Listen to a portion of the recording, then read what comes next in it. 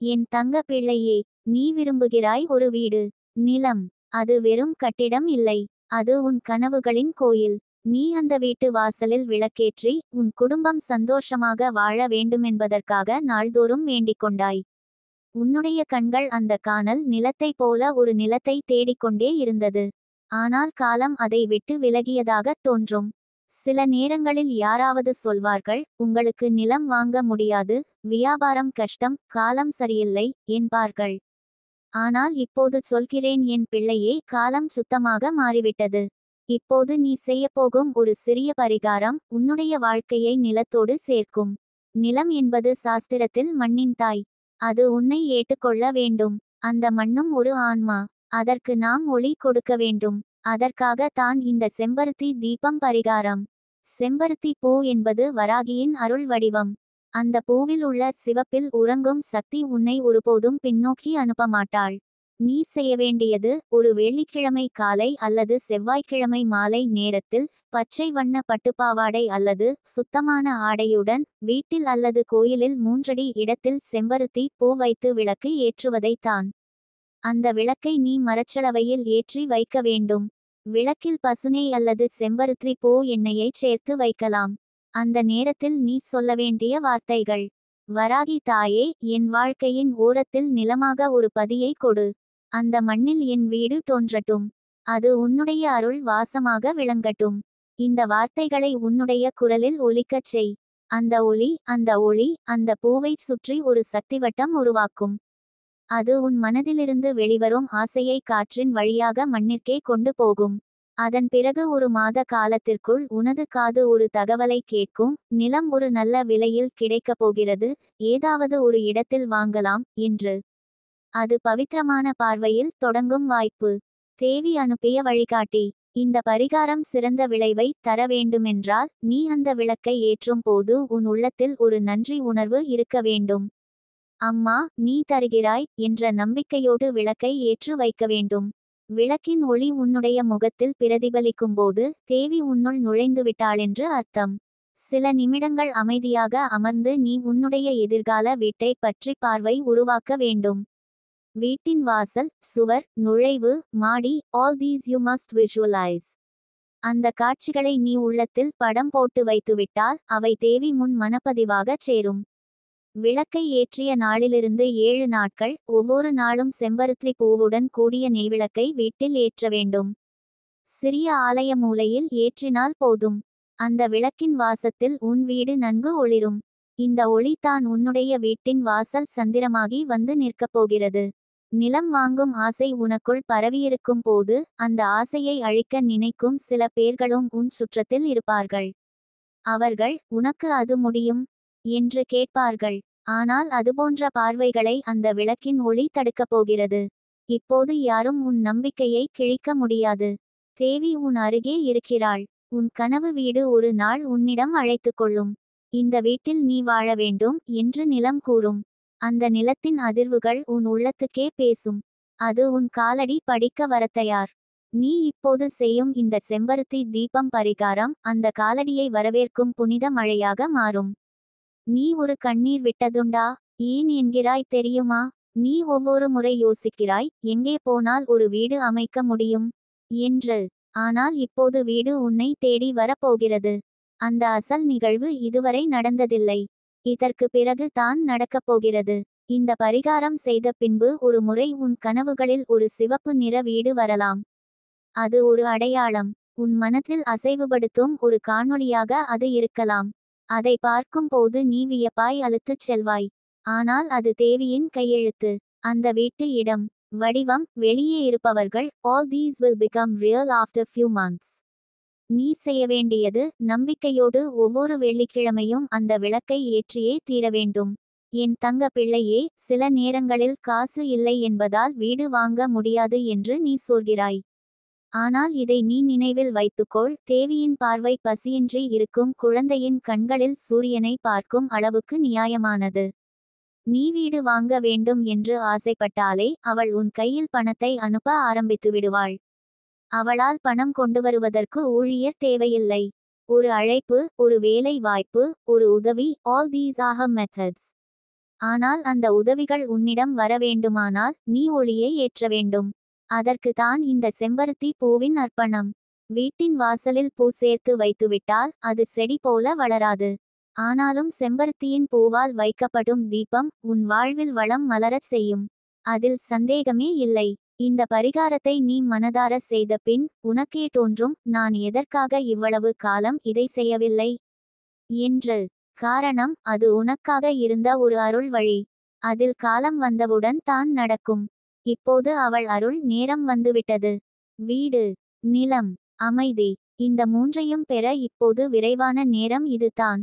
நீ ஒவ்வொரு வாரமும் ஒரு சிறிய பொருளை அந்த விளக்கத்தின் அருகே வைத்துவிடு. ஒரு சிறிய சுண்ணாம்பு கல், சிறிய மண் பொம்மை, ஒரு வீடு வடிவம் கொண்ட பூச்சு ஓவியம். அவை அனைத்தும் உன் எண்ணங்களுக்குச் சக்தி சேர்க்கும்.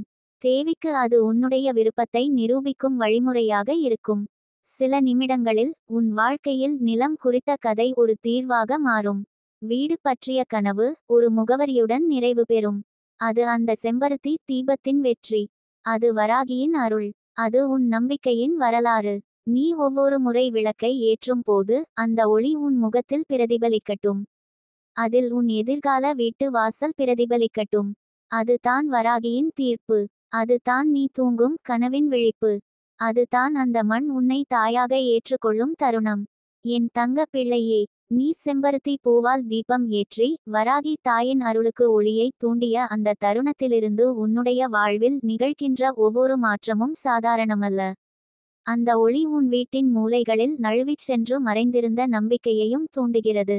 நீ செய்வது ஒரு பூஜை அல்ல, அது ஒரு மண்ணின் உயிரை உன் வாழ்வில் இணைக்கும் புனித செயலாக மாறுகிறது. அந்த பூவின் சிவப்பு நிறம் உனக்குள் ஒரு தைரியத்தை உண்டாக்கும். நீ செய்வதற்கான செயல்கள் தற்காலிகமானவை அல்ல. அது உன் சந்ததிக்கு தரப்போகும் ஒரு செல்வத்தின் விதை. நீ தீபத்தை ஏற்றும் ஒவ்வொரு நாளும் உன் உள்ளத்தில், இந்த பூவின் ஒளியில் எனது வீடு தோன்றட்டும் என்று கூறு. அந்த வார்த்தைகளை உன் உள்ளம் உண்மையாக ஏற்றுக்கொள்ளும் போது தேவியின் அருள் உன்னை கட்டித் தழுவத் தொடங்கும். உனக்கு தேவையான இடம், தேவையான விலை, தேவையான ஆதரவு எல்லாம் ஒரு புதிதாக திரிந்த நூலாக கட்டியழைக்கப்படும். நீ முயற்சி செய்யும் ஒவ்வொரு முயற்சியும் தள்ளப்பட்ட வாய்ப்புகளே மீண்டும் திரும்பி வரத் தொடங்கும். அந்த பூவின் சக்தி ஒரு மந்திரம் போல உன்னுடைய வீட்டில் பரவுகிறது. வீடு என்பது வெறும் சுவர், கூரை அல்ல என் பிள்ளையே. அது உன் கனவின் கோயில். அந்த கோயிலை கட்டுவதற்கு முன்பே நீ உள்ளத்திலே கட்டி வைத்திருக்கிறாய். அந்த கோயிலுக்கு ஒளி தேவை. அந்த ஒளி தான் செம்பருத்தி தீபம். நீ ஏற்கனவே பல இடங்களிலும் பார்த்திருப்பாய். யாராவது வீடு வாங்கிக் கொண்ட உடனே மற்றவர்கள் பேசுவார்கள், அவர்களுக்கு எப்படி வந்தது அந்த வாய்ப்பு என்று. ஆனால் அவர்களுக்கும் ஒரு ஒளி இருந்திருக்கும். அதே ஒளி இப்போது உன் வீட்டில், உன் கையில், உன் நம்பிக்கையில் பரவி வருகிறது. பிள்ளையை நம்பும் தாய் போல தாயை நம்பும் அந்த தீபம் தான் உனக்கு கடவுளின் பதில். நீ தீபத்தை ஏற்றும் இடத்தில் ஒரு சிறிய இடம் வைத்திரு. அந்த இடத்தில் ஒவ்வொரு வாரமும் ஒரு சிறிய பூவும் ஒரு சிறிய பச்சை கற்பூரமும் வைத்து சுடச்செய். அந்த வாசனையை தேவி விரும்புகிறாள். அவள் மண்ணில் உருவானவள். அவளுக்கு கற்பூரம் என்றால் சுத்தம், செம்பருத்தி என்றால் சக்தி. இவை இரண்டும் சேரும்போது அந்த வீடு தேடுதலுக்கான உன் பயணம் முடிவுக்கு வருகிறது. ஒரு நாளில் எங்கோ உன் கணவர் ஒரு விசாரணைக்கு செல்வார். அந்த இடத்தில் சொத்து பற்றிய விவரம் வரும். அங்கு ஒரு எளிய மனிதர் தேடி வந்து கூறுவார், இந்த இடம் விற்கப் போகுது, பாருங்களேன் என்று. அதுதான் அடுத்த கட்டம். நீ அச்சமின்றி சென்று பாரு. அப்போது உன் மனம் தான் தீர்ப்பு கூறும். அந்த இடம் உனது வாழ்க்கைக்கே தக்கது என்றால் உன் உள்ளம் ரொம்ப அமைதியாகிவிடும். அது தான் தேவி உன்னிடம் கூறும் ஆம் என்று. நீ இந்த பரிகாரம் செய்த பிறகு வீடு வாங்கும் செலவுகள் குறைந்து வர ஆரம்பிக்கும். யாராவது உதவி செய்யலாம், ஒரு சகோதரி, நண்பன், உறவினர். யாரும் எதிர்பாராத நபர் வந்து, நான் சிறிது பணம் தருகிறேன், வாங்கிக்கொள் என்று சொல்லலாம். அது வராகியின் வாயிலாக உனது முன்னாள் வாழ்க்கை இப்போது புது உருவத்தில் பழிவாங்குகிறதே. உன் வாழ்வில் நீ நம்பிக்கையுடன் தீபத்தை ஏற்றும் ஒவ்வொரு நாளும் உனக்கு தெரியாமல் காரியங்கள் சீராக நடக்கின்றன. வங்கியில் கடன் தடையின்றி ஒப்புதல் பெறப்படும். பத்திரங்கள் நேர்த்தியாக செல்லும். அத்தனை விவரங்களும் அசைந்து உன்னுடைய கையில் வீடு வந்து சேரும். இந்த விளக்கை ஏற்றும்போது ஏற்கனவே சொன்ன வார்த்தையை மனதுக்குள் தொடர்ந்து உச்சரிக்க வேண்டும். நட்சத்திரக்குறி வராகி தாயே, இந்த பூவின் ஒளியில் என் வாழ்க்கையின் பூமியை தருவாயாக. நட்சத்திரக்குறி. இந்த வார்த்தையை 7 நாட்கள் தொடர்ந்து சொன்னால் தேவி உன்னிடம் பதில் தருகிறாள். அவள் ஒரு கனவாக, ஒரு அடையாளமாக, ஒரு குரலாக பேசுவாள். சில நிமிடங்களில் உனது உள்ளம் கதறி அழும். அந்த அழுகை பசியில்லா குழந்தையின் புன்னகை போல முடியும். ஏனென்றால் நீ ஒரு புது வாசலில் அடிக்கால் வைத்து இருக்கிறாய். தீபம் ஏற்றும் நாளில் நீ ஒரு சிறிய செடியை நடு. அது மல்லி, துளசி அல்லது செம்பருத்தி செடியாக இருக்கட்டும். அந்த செடி வளரும் வரையில் உன்னுடைய வீட்டு தேடலும் வளரட்டும். அந்த செடியின் பூக்கள் மலரும்போது உன் வாழ்க்கையின் பூமி ஒளிர ஆரம்பிக்கும். அது புனிதமான அடையாளம். உன் வீடு எந்த வடிவமாக இருக்கும் என்பது தேவியின் கையில். ஆனால் அது உன்னுடைய ஆசைகளின் பிரதிபலிப்பு. நீ வேண்டிக்கொண்ட ஒவ்வொரு ரூபாய் சம்பாதிப்பும் வீடு என்ற கனவின் கற்களாக மாறும். தேவிக்கு உன் ஒவ்வொரு முயற்சியும் தெரியும். அவளால் உன்னுடைய மனநிலை, உன் கணவரின் சிந்தனை, உன் வீட்டின் சூழ்நிலை எல்லாமே மாற்றப்பட முடியும். ஒரேயொரு தீபம், ஒரு பூவின் ஒளி, ஒரு நம்பிக்கை, ஒரு வார்த்தை. இந்த 4ம் சேர்ந்தால் வீடு உன்னுடையது. நீ வீட்டை வாங்கும் நாளில் தேவி உன்னை அழைத்துக் கொள்வாள். விற்பனையாளர் சொல்வார், இந்த வீடு உங்களுக்குத்தான் அமையும். நீ சந்தேகப்படாமல் சொல்லுவாய், நீங்கச் சொல்வது சரி போல இருக்கிறது. அந்த வார்த்தைகள் வராகியின் பரிசாக மாறும். நீ வீடு வாங்கிய பிறகு ஒரே செய்தி பரவ போகிறது, அவள் எப்படியோ வாங்கிட்டாங்க, அது தான் தேவி செய்த செயல். இப்போது நீ செய்ய வேண்டியது, ஒரு விளக்கை, ஒரு பூவை கொண்டு ஒளியை ஏற்றி வைக்க வேண்டும். அது உன்னுடைய கனவுக்கு வாழ பிரெத் கொடுக்கும். உனது வீடு உனக்காக காத்திருக்கிறது. மண் உன்னை அழைக்கிறது. தேவி வழிகாட்டுகிறாள். அதற்கு முன் நட்சத்திரக்குறி நீ ஒவ்வொரு தீபத்திலும், ஒவ்வொரு பூவிலும் நம்பிக்கையை வைத்திரு. நட்சத்திரக்குறி அது தான் உன்னுடைய பூமிக்கான அனுமதி. நட்சத்திரக்குறி அது தான் தேவி உனக்கு கொடுத்த சொத்து. நட்சத்திரக்குறி அது தான் இந்த பரிகாரத்தின் முடிவில் கிடைக்கும் மகத்தான வெற்றி.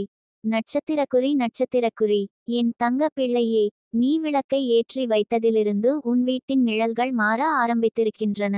பல ஆண்டுகளாக நீ காத்திருந்த அந்த ஒரு சொந்த மண், சொந்த வீடு என்னும் கனவு இப்போது உன்னை நோக்கி துடிக்கிறது. ஒரு வீட்டை வாங்குவது என்பது வாழ்க்கையின் முக்கியமான கட்டங்களில் ஒன்று. அதில் நிம்மதி, அடையாளம், பாதுகாப்பு, ஆனந்தம், ஆசிர்வாதம் எல்லாமே அடங்கியிருக்கின்றன. இப்போது நீ செய்து கொண்டிருக்கும் இந்த செம்பருத்தி தீப பரிகாரம், நீ எதிர்பார்க்காத அளவுக்கு வேகமாக உன் ஆசைகளை உண்மையாக்கும் சக்தி மிக்கது. நீ இந்த தீபத்தை ஏற்றி வருகிற ஒவ்வொரு நாளும் உன் உள்ளம் சுத்தமாகி வருகிறது. நீ ஏற்றும் ஒளி வீட்டின் எல்லா அறைகளிலும் செல்லும். அது வீடு இல்லாத மனதில் வீடு கட்டும் வரம். அதேபோல் நீ மண்ணை நேசிக்கிறாய் என்றால் மண்ணும் உன்னை ஏற்கும். நீ செம்பருத்தி பூவை வைத்து, பசுனை சேர்த்து, அந்த விளக்கை ஏற்றி அமர்கிறாய் என்றால் நீ ஏற்கனவே வாழ்க்கையின் முக்கியமான வாசலுக்கு வந்துவிட்டாய். அந்த வாசல் தான் உன் வீட்டின் கதவு. தீபத்தின் ஒளி உன்னுடைய முகத்தில் விழும் நேரத்தில் உன் நெஞ்சு அமைதியாகிவிடும்.